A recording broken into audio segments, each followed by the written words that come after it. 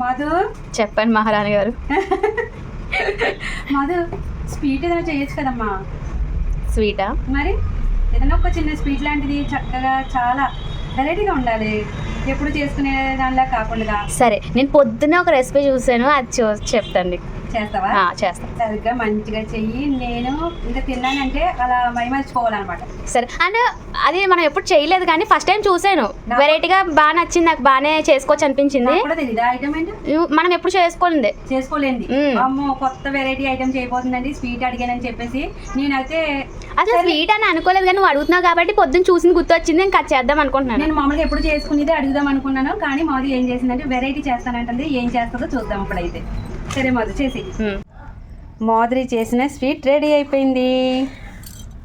ఇప్పుడు తీయాలి.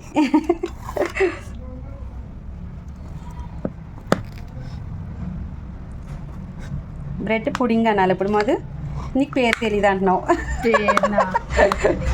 నేను బ్రెడ్ పుడింగ్ అంటున్నానండి.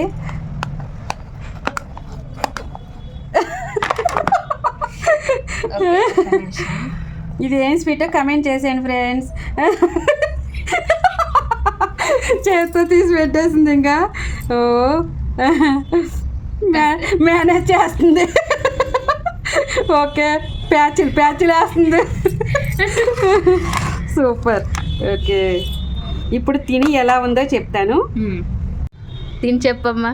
చెప్తాను. ఇదిగో ఇప్పుడు ఎలా చేసింది ఏంటనేది ఇప్పుడు చెప్తానండి.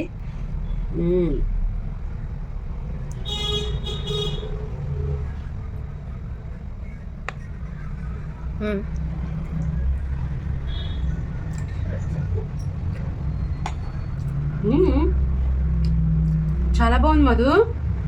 సూపర్ ఉంది. అక్కడ పెట్టి కూల్గా చక్కగా స్వీట్ అది చాలా బాగా సరిపోయింది. దీని ఫుల్ వీడియో పెడతానండి, అస్సలు మిస్ అవ్వద్దు. మాధురి ఎలా చేసింది ఏంటి అన్నది అసలు స్కిప్ చేయకుండా చూసి ఎలా చేసింది ఏంటని ఆ మాటలు అవన్నీ కూడా విని తప్పకుండా కమెంట్ చేసేయండి. 1 కాదు 2 కాదు 3 కాదు 4 కాదు 5 కమెంట్స్ అనేది చేసేసేయండి, ఎలా మాట్లాడుకున్నాం ఏంటి అన్నది.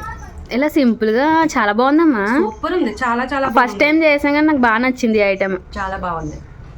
తప్పకుండా చూసి ట్రై చేయండి ఎవరైనా చేయకపోతే కనుక.